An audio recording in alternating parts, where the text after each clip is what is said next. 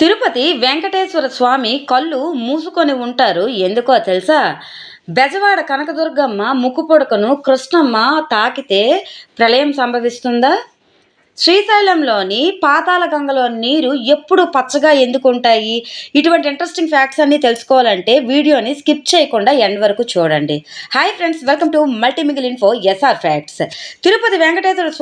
తిరుపతి వెంకటేశ్వర స్వామి కళ్ళు మూసుకొని ఉంటారు. ఎందుకో తెలుసా? తిరుపతి వెంకటేశ్వర స్వామి వారి గురించి ఎంత చెప్పినా తక్కువే. ఆయన దర్శనానికి లక్షలాది మంది తరలివస్తుంటారు. అంతేకాకుండా వెంకటేశ్వర స్వామి వారిని దర్శనం చేసుకొని ఏదైనా కోరిక కోరుకున్నా త్వరగా నెరవేరుతుందంటారు కొందరు భక్తులు. ఇక తిరుమలలో వెంకటేశ్వర స్వామి వారిని చూడటానికి 2 కళ్ళు చాలవు. అయితే ఆయనకి సంబంధించిన ఓ ఇంట్రెస్టింగ్ న్యూస్ అయితే నెట్టింటో తెగ వైరల్ అవుతుంది. అది ఏమిటంటే, వెంకటేశ్వర స్వామి విగ్రహాన్ని సరిగ్గా గమనిస్తే ఆయన కళ్ళు ఎప్పుడూ మూసే ఉంటాయి. అంతేకాకుండా ఆయన కళ్ళకు అప్పుడప్పుడు తెల్లని గుడ్డను కడతారు.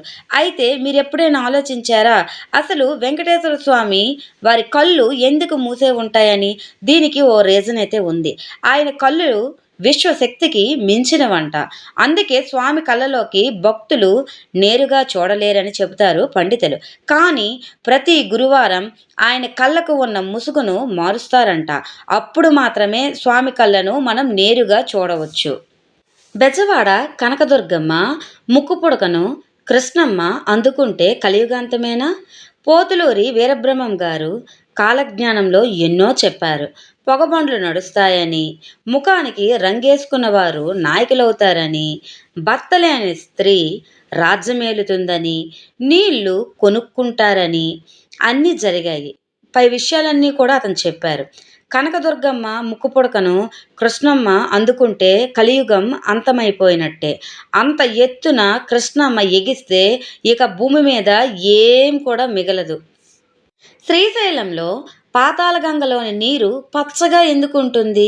చంద్రగుప్త మహారాజు అనేక సంవత్సరాలు యుద్ధం చేసి విజయాలతో రాజ్యం చేరుతాడు.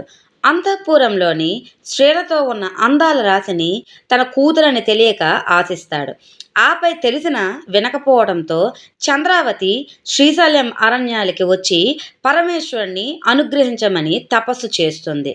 అక్కడికి కూడా చంద్రగుప్తుడు వచ్చి చంద్రావతిని చెరపట్టబోతుండగా మహాశివుడు ప్రత్యక్షమై, కామంతో కనులు మూసుకుపోయిన నీవు పచ్చల బండవై పాతాళ గంగలో పడి ఉండమని శపిస్తాడు.